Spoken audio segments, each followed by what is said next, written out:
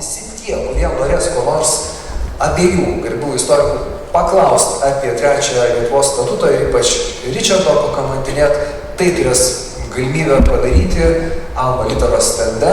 Ričardas ten klusniai ir kantriai atsakinės į visus jums rūpimus klausimus asmeniškai.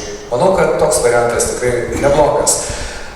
Ričardai, o dabar siūlau pažaisti žaidimą. Mes esame dideliai salėje, kuri dabar yra pritemdyta, mes sėdim ant scenos, praškai beveik nieko nematom, kas yra salėje, tai jaučiam, kad Viktorija tikrai dėmesingai mūsų klauso. Ir man visa šita atmosfera šiek tiek primena tokius, bent jau vakaruose, labai mėgstamus mokslo populiarinimo šou, kurie vadinasi TED Talks, kurių pagrindinis uždavinys yra tikrai siaubingai sudėtingas, pakviesti kokį nors iškilų intelektualą arba mokslininką, aprengti jį džinsais, užmauti kedus, jisai išprausti, sušukuoti, priversti vaikščioti po sceną ir kokią nors sudėtingą, siaubingai komplikuotą temą, pavyzdžiui, ką daryti su globaliniu atšilimu arba kokią įtaką mūsų gyvenimui turi juodosios skylės arba ar tikrai šalia 3 visatos išmatavimų yra 4, atskleisti per 10 minučių. Paprastai tai yra siaubinga užduotis mokslininkui, nes mokslininkas kuo giliau temoje, tuo sudėtingiau kalba, nes tuo daugiau žino ir tuo daugiau supranta, kad dar milijonas neatsakytų klausimų lieka. Bet jeigu įsivaizduotume, kad čia yra TED Talks formatas, pats esi su kedais, su džinsais ir turi 10 minučių paaiškinti trečiojo Lietuvos statuto prasmę ir vertę, tai koks būtų tavo pirmas sakinys, arba jeigu neįsiterpi pirmajame, kokie būtų pirmieji keli sakiniai? Kaip tu pradėtum tą kalbą? Taigi, ar girdite mane? Puikiai. Tai pirmiausia paminėjot, kad tai yra nepaprastai sunki užduotis, o ypač istorikui, kuris sėdi su šaltiniais archyvuose ir ne taip dažnai išeina į auditoriją. Tai be abejo, tai būtų turbūt užduotis, kurį reikėtų labai ilgai galvoti. Pirmiausia, turbūt keletas tokių idėjų, kad pasakyti, kad tai yra brandžiausias ir svarbiausias teisynas Lietuvos istorijoje. Aišku, suvokiant, kad teisynų buvo keletas, bet tas trečiasis statutas, tiksliau kalbant apie LDK istoriją. Bet greičiausiai TED Talks konferencijoje ne visi žinotų, kas yra Lietuvos didžioji kunigaikštystė ir kokia svarba Europai. Ir tada galvoju ir neslėpsiu, esu šiek tiek ir pasiruošęs tą tokį, idėją, kaip galima būtų pasakyti. Tai galbūt paminėti Česlovą Milošą, Nobelio literatūros premijos laureatą ir jo eiles. Ir būtent tos eilės yra paminėtas statutai netgi paminėti. Ir tikriausiai jisai turėjo omeny būtent trečiąjį Lietuvos statutą. Ir viename iš eilėraščių, kur saulė pateka ir kur nusileidžia, yra tokios eilutės. Šias mano eilės padėkim ten, kur ir patarlės tavo, ant imbierų kvepiančių lentynų, šalia statutų Lietuvos. Taigi man tokia labai estetiška ši eilutė, čia man yra maloni girdėti, gal net užuosti. Ir aš tikiu, kad bent jau dalį auditorijos, tai turbūt ir visų intriguotų Milošo pavardė ir galų gale, kas tas statutas yra. Tai galbūt jeigu tai būtų vakarietiška auditorija, tai būtų apie JAV nepriklausomybės deklaraciją, konstituciją, kažką susidėm, tai tiek būtų. Klausysim, ar Rūstį įtikino? Aš dar tik tai pridėsiu, kaip aš pats įsivaizduoju, tai kad tai yra pats pradžiausias lietuvių, kaip mūsų plačiaja prasme, lietuvių civilizacijos, lietuvių kultūros intelektinis kūrinys. Aš nemanau, kad mes lietuviai kaip visuomenė savo istorijai bendrai esame sukūrę kažką tai didingesnį savo protų. Tai tik trumpai. Puiku. Tai gal tada pats laikas prisiminti, ką Vytauto didžiojo universiteto profesorius Egidijus Aleksandravičius rašo trečio statuto, kuris čia taip pagarbiai padėtas ant staliuko pratarmiai. Taigi citata. Atvertus iškilmingą senosios Lietuvos didžiosios kunigaikštijos politinės civilizacijos įrodymą, pirmąsyk išguldyta ta kalba, kuri anuomet 1588 viešpaties metais buvo nustumta į viešojo gyvenimo pašalį, pirmiausiai kyla mintis apie šiandieninę kilnaus sumanymo autorių iniciatyvą įteikti garbiajam skaitytojui senųjų mūsų šalies piliečių tapatybės supratimo raktą. Citatos pabaiga. Taigi profesorius kalba apie tai, kad šitas trečias statutas galėtų paaiškinti arba atsakyti tam tikrus klausimus apie jį kūrusių žmonių tapatybę. Bet atkreipkite dėmesį, kad leidykla Alma Litera formuluodama mums užduoti šitą profesoriaus mintį išvertė lyg pirštinę ir pabrėžė statuto reikšmę 21 amžiaus žmogaus, kuris save sieja su Lietuvos visuomenė, laiko lietuvių, Lietuvos piliečių tapatybę. Tai galbūt pradėkim nuo 21 amžiaus ir atsakykim į tą pamatinį klausimą, kurio tikriausiai išnarstymo iš mūsų tikisi auditorija ir kaip 21 amžiuje gyvenantis žmogus, žvelgdamas į tą epochą, kurioje buvo sukurtas statutas ir į patį statutą, galėtų atsakyti, ką man jo reikia šiandien. Tai turbūt normaliam žmogui nereikia. Ką žinau, kodėl žmonės perka, reiktų paklausti, kodėl lietuvius pinigus moka. Tas aš sakau, aš nežinau, kokiais tiražais jis yra išpirktas. Bet aš galvau, pats, kiekviena mūsų istorijos vadovėlė, kas mokytas mokykloje, yra parašyta apie Lietuvos statutus. Ir mes Lietuvoje žinom, pirmąjį statutą, jis jau gan senai buvo išverstas, jau nuo sovietinių laikų mes turime ir po 90 metų buvo dar bent keli leidimai netgi anglų kalba. O trečio, kuris ilgiausiai praegzistavo, taip, nuo 16 amžiaus pabaigos iki 19 amžiaus vidurio, beveik 250 metų, mes jo lietuvių kalbą neturėjome. Tai pirmas poreikis, kurį aš supratau, kam mums reikalingas, tai išversti į lietuvių kalbą tai, ką mes skaitome kiekvienam mūsų mokyklinėme vadovėlė. Taip, mes didžiuojamės tais statutais, bet neturim lietuvių kalbą. Tai kokia tada prasidėtų mūsų mokyklinių vadovėlių, tai įrašų, kad štai čia mūsų pasididžiavimas, o mes lietuvių kalbą jo neturim, negalim normaliai perskaityti. O slavų kalbos vis labiau niekas nežino, ypač kalbant apie jaunąją kartą. Tai čia vienas toks argumentas. Antras argumentas, mes gyvename laisvoje demokratiniai valstybei. Taip, ir jeigu žiūrime praeitį, ieškodami tų laisvos demokratinės valstybės tradicijų, mes ką, sovietiniai Lietuvoje to nelabai randame, tarpukariniai Lietuvoje su Smetonos autoritarinių režimų vėl nėra taip paprasta surasti galima, bet nėra paprasta, bet to tas demokratinis laikotarpis ten ganėtinai trumpai truko. 19 amžiuje vėl nėra ir tada štai artimiausias laikotarpis, kai pas mus ilgą laiką buvo demokratija, respublika ir konstitucija, yra štai tas LDK laikai ir šitas yra pagrindinis simbolis to laikotarpio. Štai antras argumentas, mes gyvename laisvoje demokratinėje valstybėje ir mums reikia kažkokių simbolių, mums reikia tekstų, mums reikia kažkokių ženklų, kurie mūsų šitą būdų užtvirtintų. Va, štai prašau. Antras dalykas. Trečias dalykas, kuris, pasakysiu dar trečias, tai galbūt toksai pats keisčiausias bus ir čia galbūt mano tik tai yra individualus, todėl kad, reikia pasakyti, kad aš sugalvoju įversti į lietuvių kalbą, tik tai baisiai pats tingėjau, tai susiradau žmogų, kuris sako, gerai, aš išversiu, pas turbūt nežinojau, kad tada jis dar jaunas buvo, dabar jau senas. Bet man tai buvo įdomiausia, aš labai jautęs į LDK laikus ir kai aš žiūriu į LDK, aš matau, kad lietuviai buvo ne vieni toje LDK. Kad ir ką mes sakytume, šalia buvo gudai, ukrainiečiai ir visokie kitokie žmonės. Ir mano galva, trečias statutas, jisai labai gražiai jungia lietuvius su gudais. Tai mes kartu su gudais, ypač su tais, ką mes šiandien vadinam baltarusiais, rašėme šitą tekstą. Ir va štai trečia priežastis, dėl ko man atrodė tai aktualu ir kodėl jisai gali kalbėti 21 amžiaus žmogui. jisai šiek tiek įneša tokio pozityvo, tokio šviesos ir tokio gėrio į mūsų ir būdų santykius, ypač, kai prasidėjo Ukrainos karas, mes turime daug visokių nesusikalbėjimų, visokių litvinizmų kažkokių tai čia šiek tiek turėtų koreguoti šitas projektas.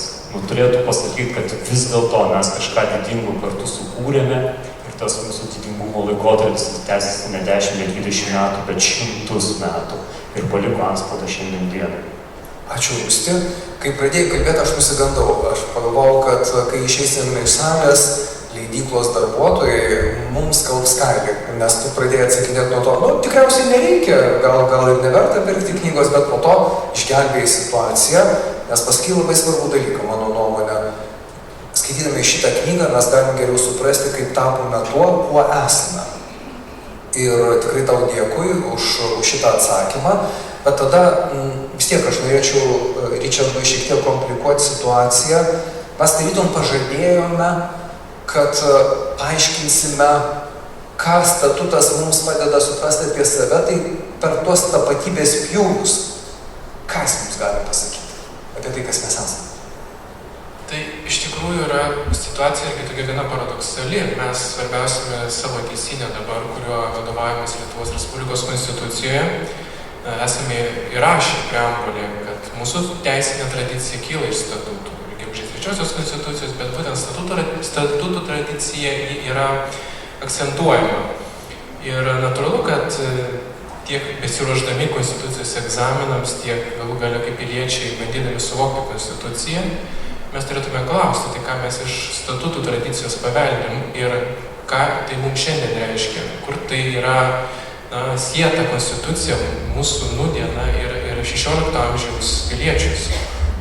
Aš sakyčiau, vienas turbūt svarbiausių dalykų, ir ką mes versdami statutą ir su profesoriumi Evgenijumi Machovenko kalbėjome, kokia tam šiandien mūsų svarba būtų statuto. Tai yra piliečių dalyvavimas rengiant statutą. Šiandien tai mes galėtume sieti aktyvesnių piliečių dalyvavimų įvairiose organizacijose, nuomonių išreiškimo, suvokiant, kad pilietis yra ne tik tada, kai rinkimuose dalyvauja, bet ir tada, kada jis jungiasi į grupės, bendruomenės, draugijas ir ten iškelia kažkokius, jiems aktualius interesus, klausimus. O statutas, ypač jeigu mes kalbame apie trečiąjį statutą, galėsime šiek tiek apie kitus pirmuosius, bet apie trečiąjį kalbant, kaip ten bebūtų, bet tai buvo pilietinės visuomenės kūrinys. Taip, tą pilietinę visuomenę tuo metu sudarė, ne tiek, kiek šiandien mes turėtume kalbėti jeigu tada pažiūrėsime 16 amžių, tai būtų 5-6 procentai, vėliau 7-8 procentai. Bet tuo metu tas kontekstas jis natūralus buvo. Ir kas įdomiausia, Lietuvos didžiojoje kunigaikštystėje tas procentas palyginus su Vakarų Europą buvo labai didelis. Ir bajorija gerokai viršijo mūsų tas bajorijos skaičius, tas, kas buvo Vakarų Europoje, ten keli procentai, sakykime, dar ir 18 amžiuje Prancūzijoje, mes pasižiūrėtume, tik keli procentai yra kilmingų žmonių. Tai čia statutas yra tas kūrinys, kurį ne kažkas nuleidžia iš viršaus, bet kuris gimsta pavietų seimeliuose, bajorų diskusijose, žinoma, suvokiant, kad tuo metu irgi buvo ir tie ryšiai, sakykime, didikas netolygų bajorui paprastam, bet kokiu atveju tai nebuvo valdovo iš viršaus nuleistas teisynas, kurie bajorai tiesiog turėjo priimti be kalbos arba kažkaip dirbtinai tarsi kažkaip prabalsuojant ir viskas. Tai yra pilietinės visuomenės kūrinys ir manau, tai yra svarbiausia. Kitaip sakant, šitą teisės paminklą kūrė žmonės, kurie galėjo pasakyti valstybė, tai esame mes.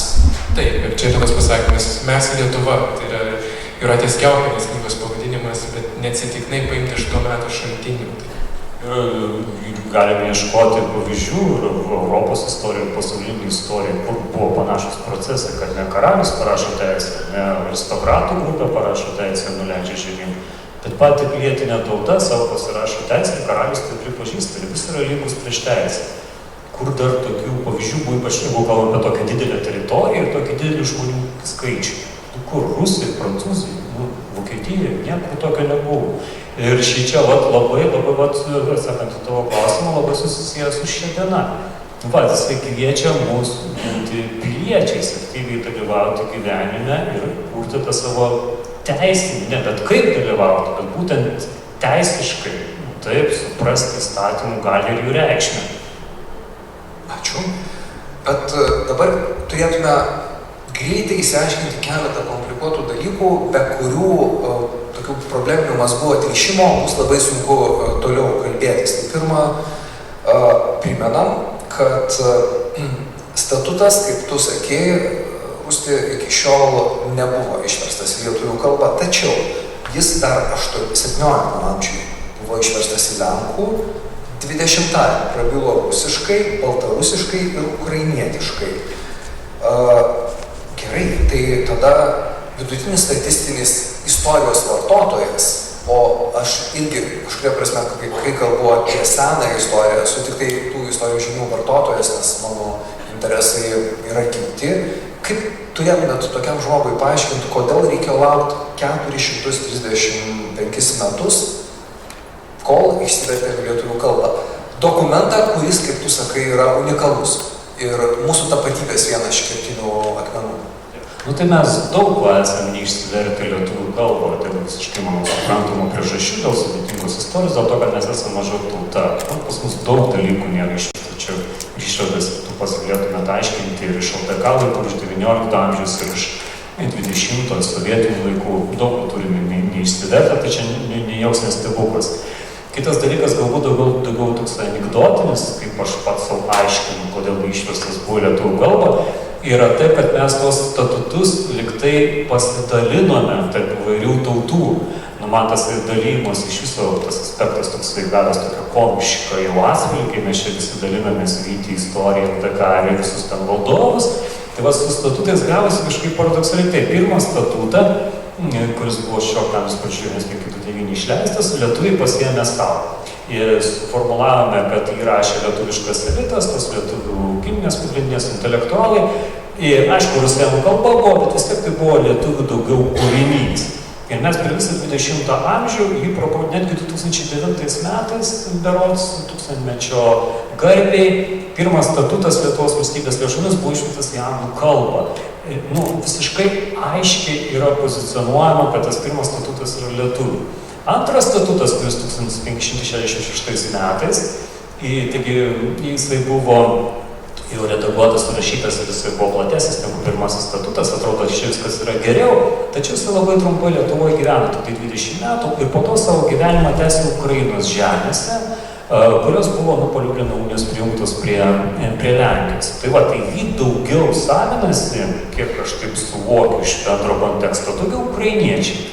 Jie jį pasiėmė ir sako, štai čia tas statutas, kuris buvo pas mūsų žemėse ir lietuvis sako gerai, baltarusis sako, ko čia bus ukrainiečių. O trečią statutą pasiėmė baltarusiai, visiškai be jokio skausmo ir be jokių dvejonių.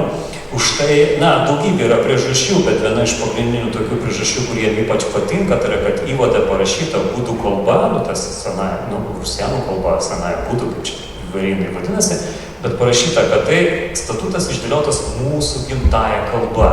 Ir ta gimtoji kalba yra ne lietuvių, bet labiau panašesnė į baltarusių. Baltarusių tai vadina senąją baltarusių kalba.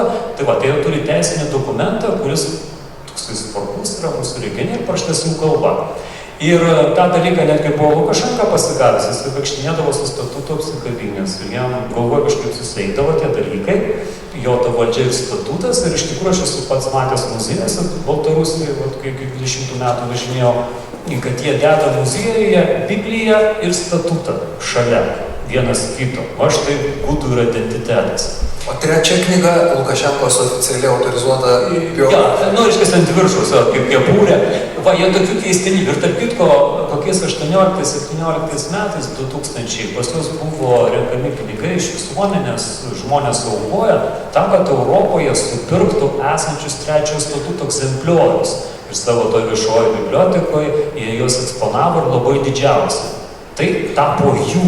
Mes trečias jų, antras ukrainiečių, pirmas mūsų. Kaip ir pasime, viskas gerai, ir dabar staiga ateina Ričardas ir išverčia tai lietuvių kalbą. Kas atsitinka, reiškia, šitą visam dalymėse. Labai įdomu, mano idėja buvo, kad tokiu būdu galbūt pradėsi spręsti šito dalymosi nesąmonę. Bet dabar antrasis klausimas, kurį žadėjau, kad mums įsiaiškinti tam tikrus dalykus, įdant galėtume judėti toliau, tai bandydamas suprasti, kaip vyko sudėtingi procesai, nes vis tiek jis buvo parašytas ne lietuvių kalba, gudų kalba. Tai aš susidėliojau tokią schemą ir dabar aš prašysiu jūsų pasakyti, ar jinai teisinga logikos prasme. Tai pirma, mes sakom, Lietuvos statutai priskirtini lietuvių kultūrai, tačiau pripažįstame, kad trečias statutas parašytas gudų, kaip pasakytų Gudavičius arba rusėnų senąją kalbą.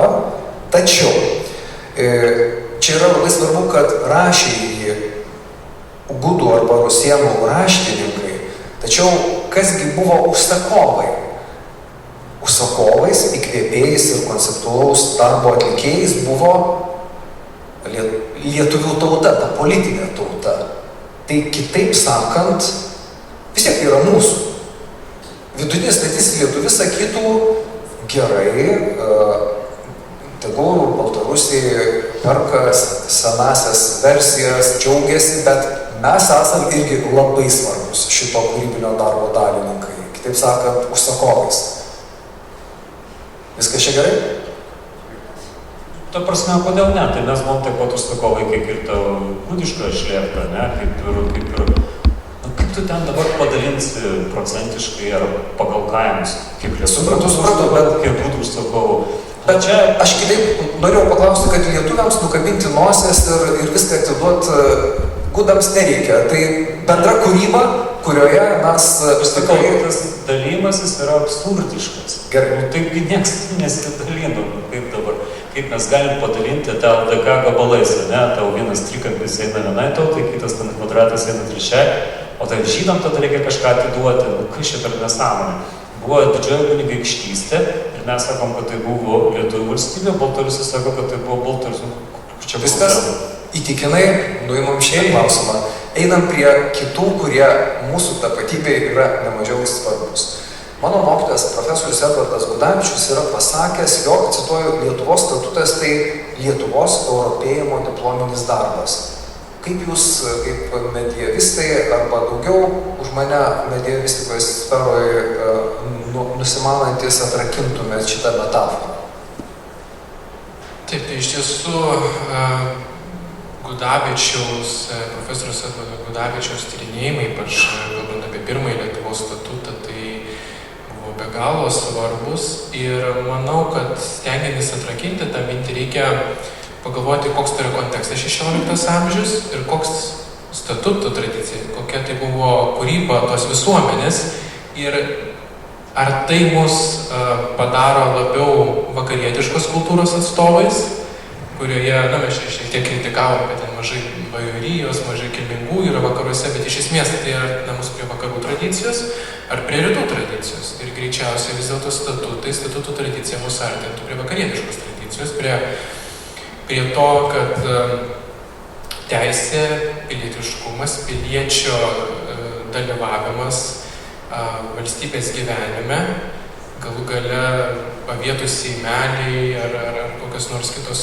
pavietų sambūriai, jie buvo svarbus. Ir ką tai leido pasiekti? Tai leido pasiekti tokį teisės kodifikacijos lygį, kuris, iš esmės, buvo tai visuomeniai, galima vadinti, tobulas. Tai buvo surinkti egzistuojančios teisės normos įstatymai, kurie tiesiog cirkuliavo teismuose, bet, kai yra tai pasklydę, iš tikrųjų kyla klausimas, kaip viename teisme to laikomas ir kaip kitame, kaip vienas geriau išmanantis teisę gali nukonkuruoti tą kitą, kuris to ne visai galbūt išmano.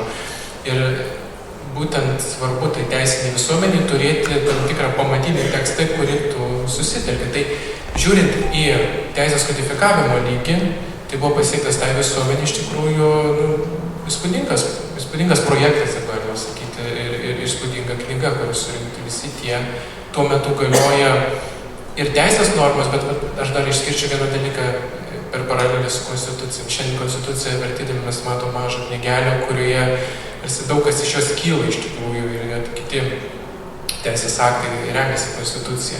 čia buvo beveik visas bajoro gyvenimas, pradedant ir tą valstybinę teisę, ir šalies gynybą, ir santykiai su valdovu, bet kartu pereinant ir į paveldėjimą, į testamentus, į šeimos teisę, į galų galę kainas, kiek kainuoja vienas ar kitas maisto produktas ir taip toliau. Tai manau, kad būtent statutas jisai, tikrai dera su to, kad sakė Gudavičius, kad tai yra europinis diplominis darbas.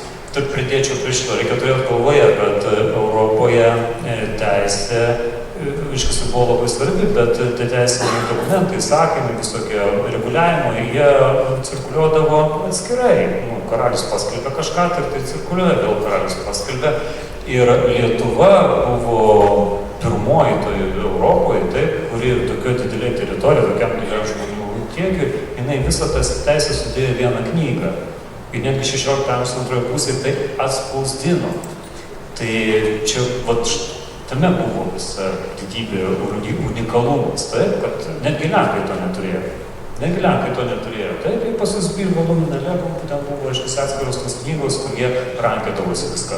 Lietuviai paėmė, viską susirašo į vieną knygą, tik publikuoja. Ir publikuoja ne bet kokią kalbą, bet savo kalbą, nes gudų kalba tuo metu buvo lingva franca, taip, ne lotyniškai, ne kažkaip, tai bet viena kalba, savo kalba, kur visi supranta, savo užsipublikuoja. Ir už tai tą statutą, rusai po to kopijavo, ir prūsai, ir ukrainiečiai paėmė čia visam regione, ir po to elementus, aišku, kiti labai patogu buvo. Taip. Dar vienas klausimas, kuris visiškai logiškas, ir tu, Rūsti, jau užsiminėjai apie tai, kada buvo išleistas pirmas, antras statutas. Aš tiesiog priminsiu, pirmas Lietuvos statutas pasirodo 1529, antrasis įsigalioja 1566, o trečiasis statutas 1588 metais. Ir visiškai akivaizdu, kad yra neadekvačios disproporcijos tarp laiko, kurį funkcionavo pirmas statutas, antras statutas ir trečias statutas, kuris labai ilgai veikė visuomenės ir valstybės gyvenimą. Tai kodėl tokia disproporcija susiklostė ir tada jau eisime gilyn, kai išsiaiškinsim tai. Taip, tai iš tiesų 16 amžius, matant tris teisynus, yra teisės kodifikacijos laikotarpis. Ir čia ir europinė tradicija iš tikrųjų tuo metu irgi buvo ir vakaruose gal kalbama, ir kuriami teisynai. Bet būtent jeigu žiūrint į Lietuvos Didžiosios kunigaikštystės atvejį, tai kartais istorikai netgi vardija, kad tai buvo tarsi vienas statutas su trimis atskiromis redakcijomis, nes mes matome labai aiškiai tokią evoliuciją, kuri veda mus į trečiąjį statutą. Tai 1529 turime pirmąjį Lietuvos statutą, kuris, kaip Rūstis minėjo, buvo daugiau toks valstybės elito kūrinys, kur ir Lietuvos kunigaikštis dalyvavo žymiai labiau. Bet 37 metai ir turime antrąjį statutą, kas prie to vedė. Tai būtent tam tikras bajorijos noras turėti didesnės teisės, pavyzdžiui, turėti savus teismus, kuriuose teistusi pavietų lygmenyje bajorija, kad juos teistų ne kažkoks ponas, bet jie patys vienas su kitu teistusi, patys rinktų teisėjus. Ir būtent 1566 metų antrajame Lietuvos statute mes turime jau gerokai išplėstą skyrių apie teismus ir teisėjus, kur, pavyzdžiui, bajorija pavietose išrinkdavo savo kandidatus tiksliau į tą teismo pareigūnus. Taip, valdovas iš tų parinkdavo vieną, bet jau pats tas veiksmas, kad valdovas negali tarsi pirštų durti ir išrinkti, tai buvo svarbu.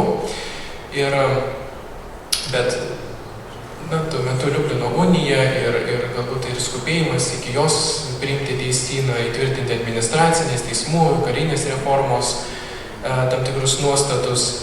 Ir labai greitai jau 16 amžiaus 9 dešimtmetyje matyti, kad seimeliuose pradėjo bajorija kelti vėl klausimus apie statuto pataisymus, apie tam tikrą teisių plėtimą.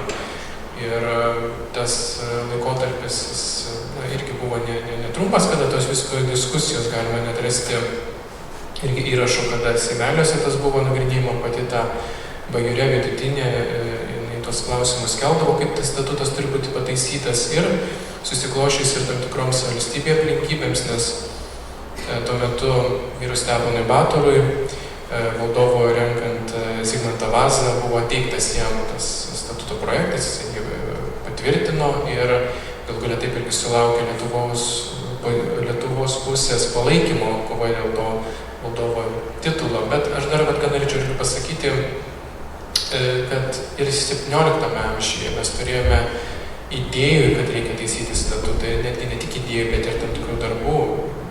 1632 metais ir gerokai dar anksčiau, nes juk 17 amžiaus pradžioje seimelius, Seimus žiūrint, būdavo bajorijos keltų tikslų, net komisijų buvo sudaroma statuto pataisymo reikalai, tačiau tas nebuvo sėkmingai gyvendinta.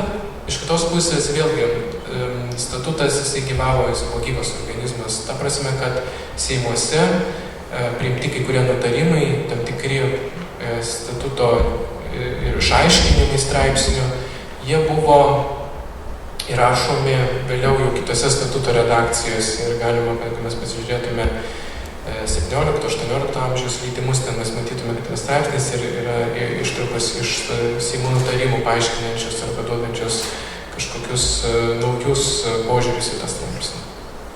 Ačiū už tikrai labai išsamų ir aišku atsakymą.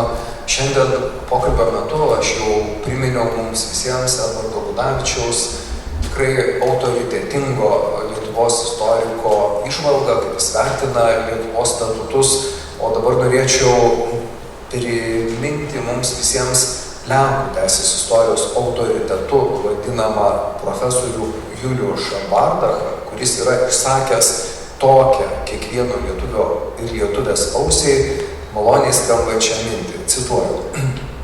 Trečiasis Lietuvos statutas buvo geriausias kodeksas arba teisinė sistema Europoje.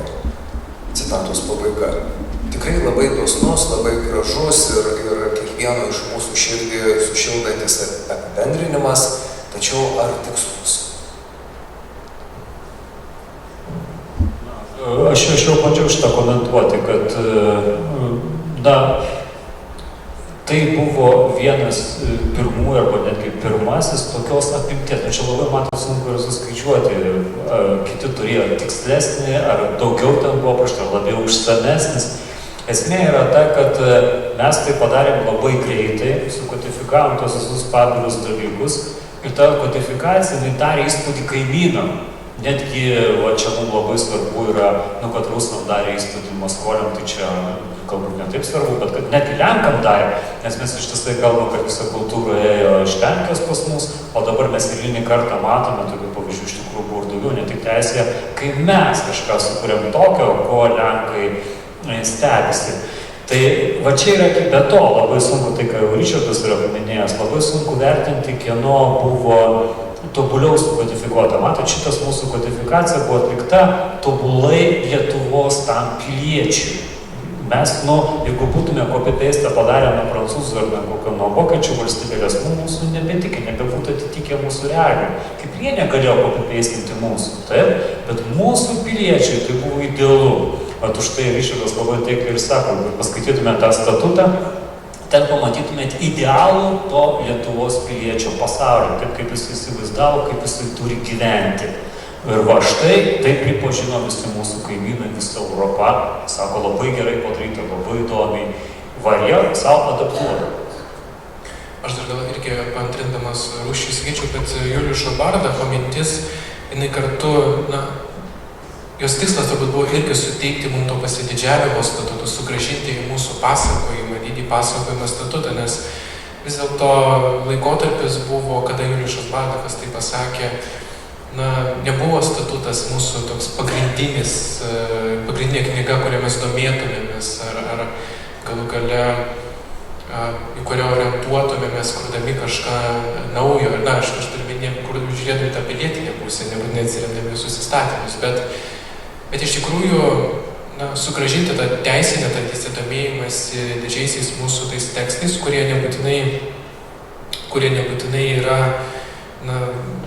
iš kitų sričių, bet būtent iš teisės ir skaityti, domėtis ir tada jau, kai mes jį turėsim, tada mes galim sakyti, kas yra geresnis, kuris statutas to atveju ar kito atveju, kitos šalies statutas, bet mes jau jį turėsim pasiėmę savo, jis mūsų savitas. Tai aš manau, tai buvo svarbiausia Juliušo Bardacho mintis, čia taip reaguojant spontaniškai.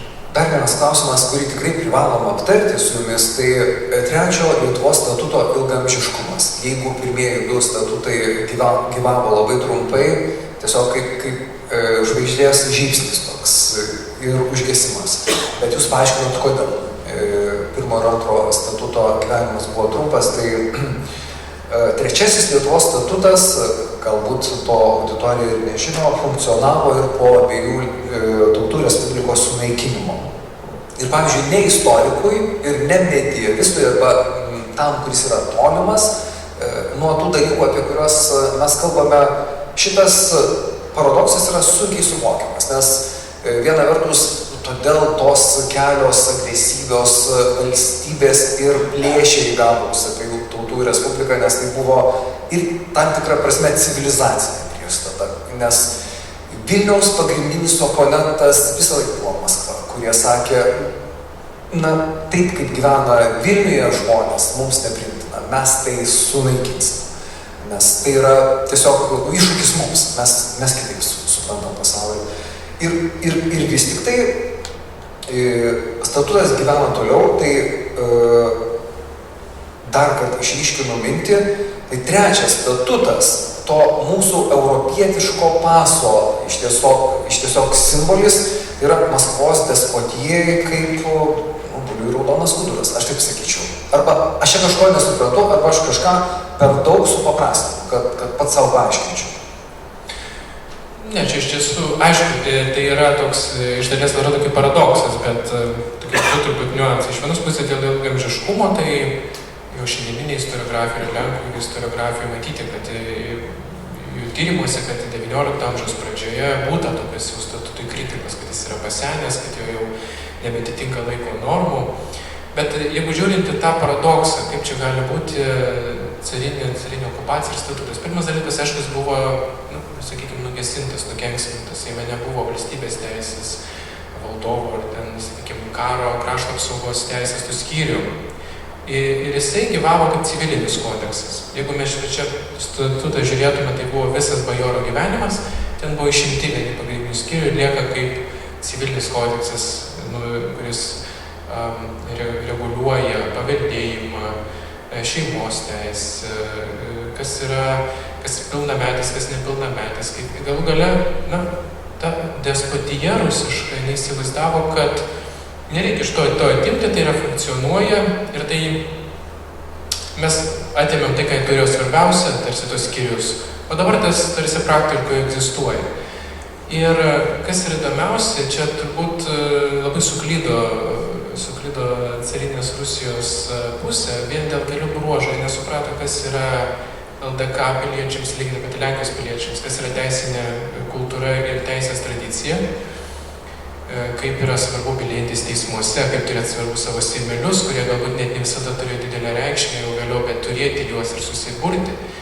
Ir visa tas remiasi statuto tradicija.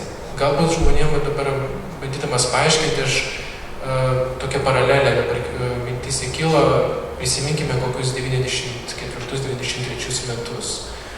Ir koks džiaugsmas prisiminus vadinamai tarpukarį, nes tą pačią smetoninę Lietuvą. Dabar jau atsiranda tyrimų, kur yra kritikos ir įvairiausių minčių apie tai, bet šiaip tai mes idealizuodavome tą tarpukarį. Taip, ir tas sovietmetis, jisai buvo toks siaubas, kad nesinori iš tikrųjų, kaip tik norisi kažką prieš pastatyti. Tai būtent statuto tradicija cariniais laikais buvo tas priešpastatymas tai despotijai Rusijos, prisimenu, kokia ta Lietuva buvo. Ir sakant, įrodymas, kad galima gyventi oriai. Taip, oriai ir teisė. Mūsų gyvenimai, mūsų sprendimai kažką reiškia, kad mes nesame vergai. Ir čia yra labai įdomus tie dalykai, kažkur pramušiu, čia senai rasta yra ta citata, ne mano čia 19 amžiaus tyrinėtojų, bet kai buvo 1863 metų sukilimas, tai yra 20 daugiau metų po statuto panaikinimo Rusijos imperija, tai pagavo vieną iš tų sukilėlių ir rusai tardo, kas tu toks, jis sako, aš lietuvis, kai tu apsibrėži, kad tu esi lietuvis, tai lietuvis yra tas, jis atsako, kuris myli laisvę ir gerbė trečią statutą. Tai čia yra 70-metis 19 amžiaus. Matot, kaip ilgai tai stovi. Ir koks yra to lietuvio supratimas, tai nėra kalba, taip, bet tai yra teisė ir laisvė. O šitie du tokie labai stiprus. Orus gyvenimas. Orus taip, orus. Ja, aš ne Maskvolis, kai Maskvoliai visi vergai tenai ir taip toliau, ten patrankinės, taip, o aš esu laisvas. Taip sakant, asmenybė. Asmenybė atsakau už save. Aš vadovą išrenku, paskiriu ir dar prasme kovau už savo laisvę, o ne kažkas man rodinė, kaip aš turiu elgtis. Ir argumentas, aš turiu statutą, mes patys savo pasirašėm teisę už 16 amžių. Dar vienas labai svarbus klausimas. Iš tiesų, kai kalbam apie savo protėvius, aš kalbu dabar apie savo šeimą, tarkim, aš žinau, už ką aš esu dėkingas savo tėvams, savo seneliams, bendruomeniai, kurioje aš išaugau, bet kažkuria prasme mes turėtume mokytis tokio santykio ir mąstydami apie savo protėvius. Yra tokia labai graži Walterio Benjamino filosofo, deja tragiško likimo žmogaus įsakyta mintis, kad praeitie gyvenę žmonės linkėjo mums sėkmės. Kitaip sakant, tarpukario savanoris, kurdamas Lietuvos valstybę, linkėjo sėkmės savo vaikams, anūkams ir proanūkiams, ir kažkuria prasme ir mums, nes jis tikėjo, kad tai, kai jis gali padėti galvą, nėra tiesiog toksai beprasmis veiksmas. Tai tęsiant tą Walterio Benjamino mintį, tikriausiai ir bajorai, kurie gyveno orius gyvenimus, kurie jautė, kad jų gyvenimai kažkokio turi prasme, linkėjo sėkmės ir mums, trims ir jums visiems, kad tie gyvenimai tęstųsi tokie. Tai jeigu mes kalbam apie pirmą Lietuvos statutą, mes žinom, kam reikėtų padėkoti. Albertas Goštautas buvo tas, kuris visą tai įsuko. O apie trečią Lietuvos statutą kalbant, ar yra kažkokia personalija, kurią mes turėtume prisiminti šitam kontekste su tokia pagarba ir padėka? Pradedant šiek tiek, tai iš tiesų, kaip prastai, tai mes ir atsivertę statutą matytume Leoną Sapiegą, kuris tuo metu buvo Rygo pakancleris ir jau tapo didžiųjų kanclerių. Ir prastai mes minim iškeliam jos minim. Bet aišku, visas statuto kūrimas, jeigu mes žiūrėtume tą 10-metį, kas tuo metu irgi buvo iki tol kancleris Eustachijus Valavičius, aš irgi asmenybę visada stengiuosi irgi nenutylėti ir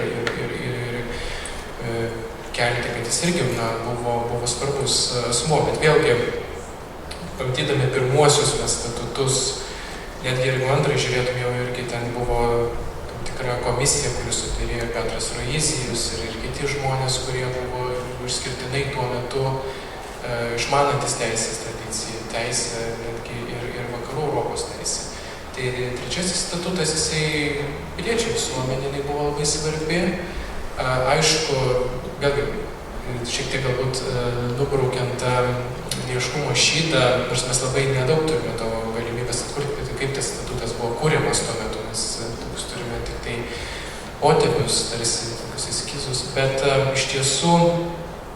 iš tiesų tai be abejo iš bajorijos suplaukė šitie pasiūlymai, jie nebuvo tai, kas iš karto nugalė statutus, buvo tam tikra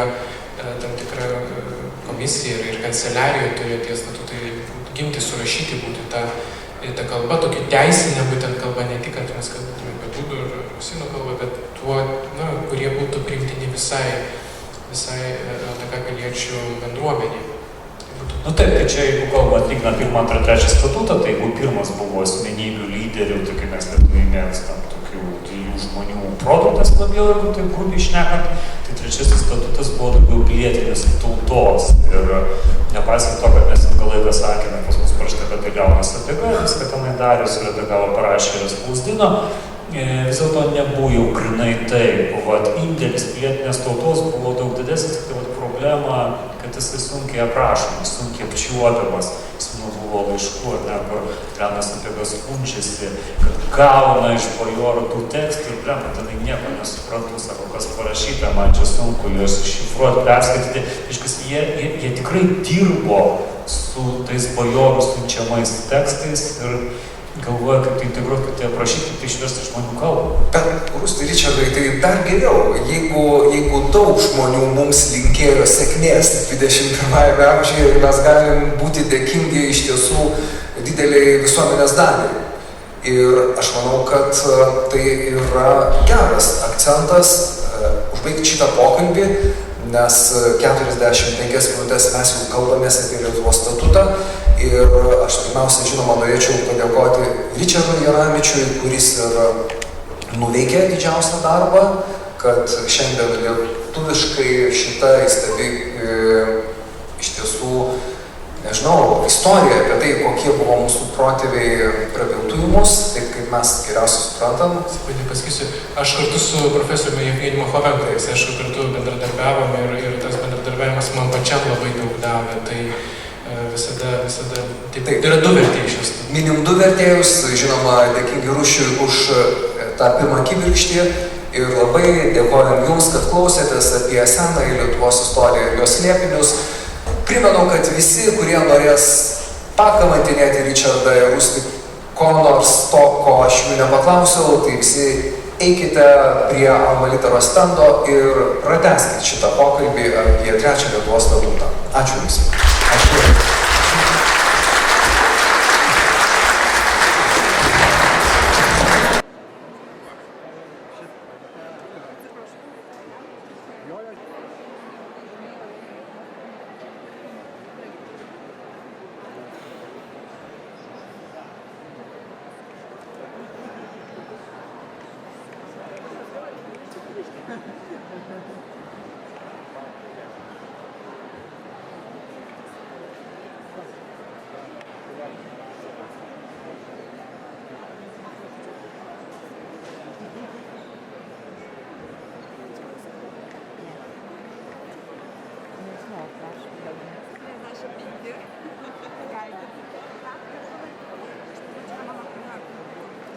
Čia padėta pavartymui.